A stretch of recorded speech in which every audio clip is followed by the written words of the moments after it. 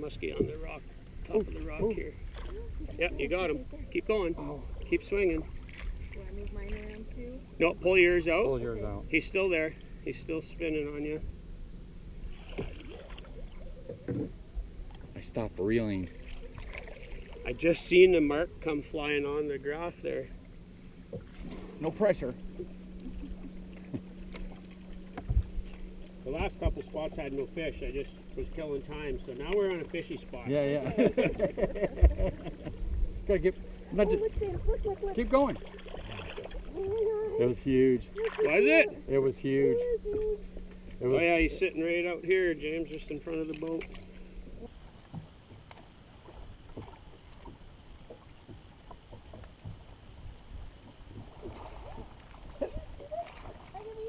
Did you feel anything? Keep reeling. No, I felt nothing. Yeah, he just Swiped at him. right beside it. Every muskie trip starts out like that. You have big expectations, high hopes. I went into this day with James and Karen knowing it was a fishy day. We moved a lot of fish. You can see from the intro, we had some chances.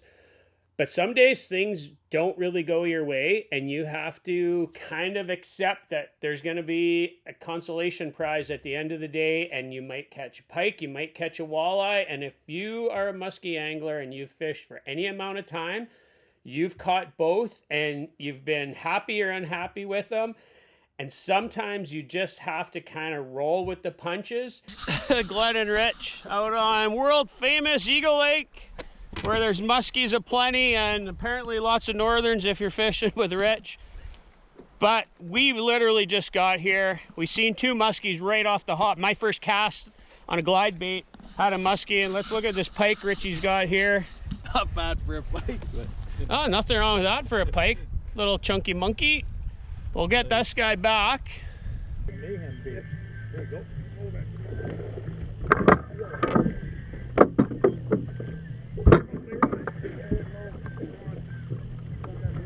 Okay, got it. Welcome to me. It's a pike. Big pike. Oh my goodness. A silver pike. Last year, a couple of my buddies, Kyle from Cabbage Dragon Media and Mike from Musky Mike and Pike, both caught a lot of pike. And in Kyle's case, he started the year and it was all he could catch was pike. And sometimes you just got to kind of roll with the punches and know that, you know, that's what you're going to get that day and just accept it. And other days, they just seem like they're a nuisance no matter where you go. But let's check out a couple fish that Kyle and Mike caught. And then I want to circle back to James and Karen and show you what they had.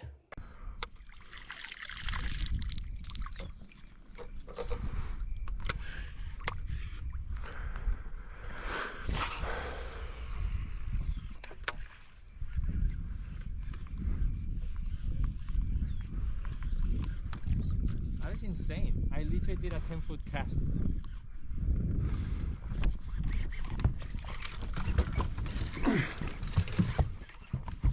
Keep going on your strong side. Oh my god, that's the biggest fucking pike I think I've ever caught. This might be the biggest pike You ever caught? I've ever caught in my life. Oh. I'm gonna bump it quick. Oh my god, that's 42 and It's 42 and a half. Almost 42. Wow, 42 and a half pike? Wow, dude, look at that thing. Just, holy. Put the tail forward a little for me. Playing board. Hit it. See that? Oh yeah.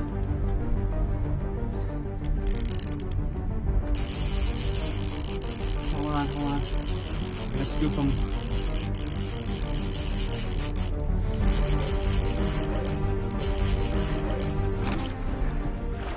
Yep. 43 And a half. 43 and a half. Yep, right there. See? Wow, I beat it. 43 and a half. Yep. Oh man.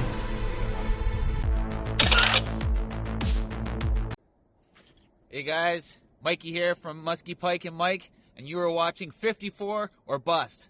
Enjoy. There's a popular misconception amongst musky anglers that we we hate pike. We don't.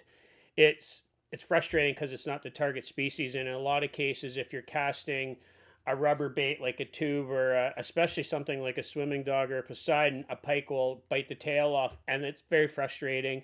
And Dave and I call them nuisance pike a lot of the times. But when you get one that's big for a musky angler, they're exciting. They fight hard. And that's a nice this day, chubby fishing with James pike. and Karen, the muskies Yeah, it's were different not color. Okay, well- cooperating. And that's okay. Some days they don't. And some days you don't see anything. You don't catch anything. So on a day where the muskies are not biting and you're able to catch what's going to turn out to be an actually pretty decent day for James and Karen here, and you have to take in light where they're coming from. They're at a different point in their musky fishing or fishing, journey than I am and where a lot of you guys are. But I can appreciate it because I remember being in that position. So this is my day with James and Karen, and this is the Pike Chronicles.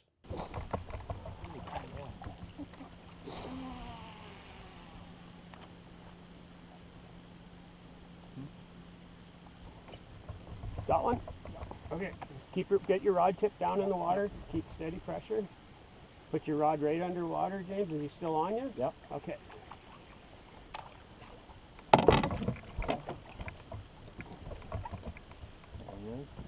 I'll swing them A around. big walleye. Big ass Oh. walleye. Swing them around. You, that way. Sorry, baby.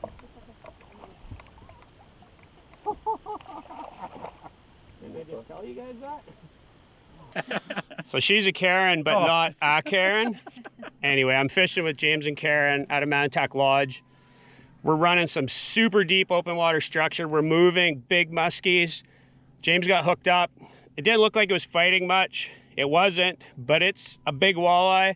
I'm gonna take it out of the net. We'll bump it because it's gonna be his personal best.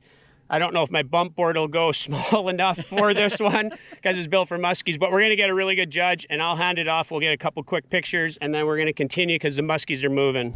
All right, guys, there's James' personal best walleye. He's going to hold it out with his set of fish hands so we get a little better look at it. That's a nice fish. And now turn around so your wife can get a picture.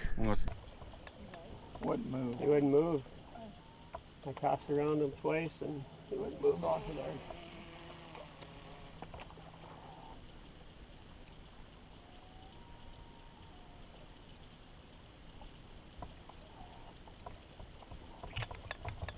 That's a musky. Keep your rod tip down, James.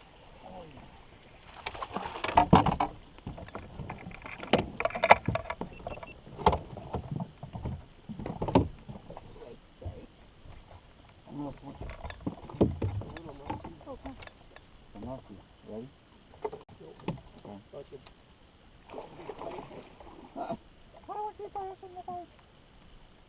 Oh, it's a pike. That's a big pike. You gotta pull him off. Well, Release there's your my bail. nose line.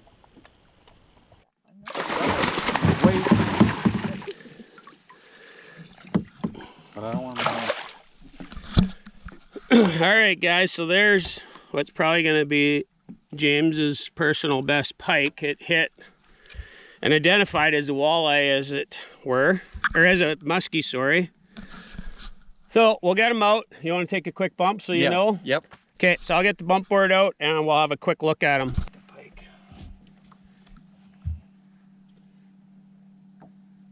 Almost 30, but 20, 29. Ooh, Yeah, you probably could call it 30. 30. Oh, 29 and 3/4. 29 3/4. Three I'll quarters. go with that. Yeah, you want to put your fingers under mine. Okay. And then pinch right in there, yep. Grab his tail. All right. Okay, you gotta hold him out. You can't hold him against you. There you go. Make him look big. That's your personal best pike. Personal best. All right, so we got two personal bests. We gotta keep trying to get a bigger personal best and a different color. So let's get that one back and we'll be right back. Oh, another big pike. Are you sure that's a pike? Yeah, that's a pike. Oh my goodness. All right. Well, now you've got your next name personal best. Oh God. Oh my gosh.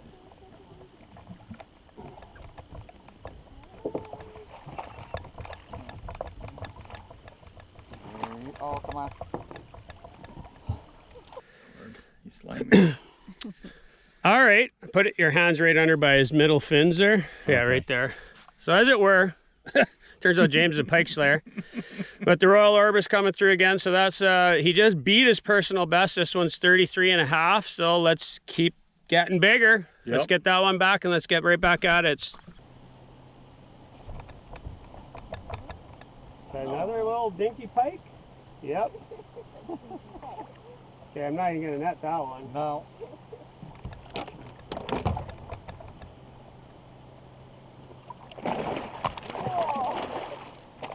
These are what we consider huge in Minnesota. Are This they? is- Yeah. It definitely helps.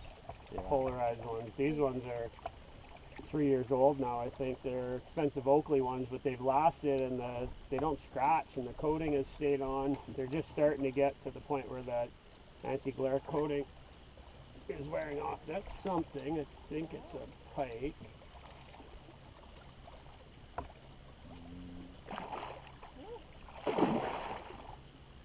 That was a bigger pike. Bigger than yours, but that's what it was. It's just a nuisance pike. Nuisance pike bigger than 40-inch your pike. nuisance pike. I ain't touching That was it. about a 36 or so. Some days you just got to respect the pike. Check out the video right here where Dave and I were out last year. We hadn't caught a fish all year on a bucktail. We got a muskie and then we backed it up with a pike like a couple casts later, and it turned out to be an amazing pike. So yeah, you have to respect the pike. And for now, 54 Bus is out of here. We'll catch you guys out on the water later.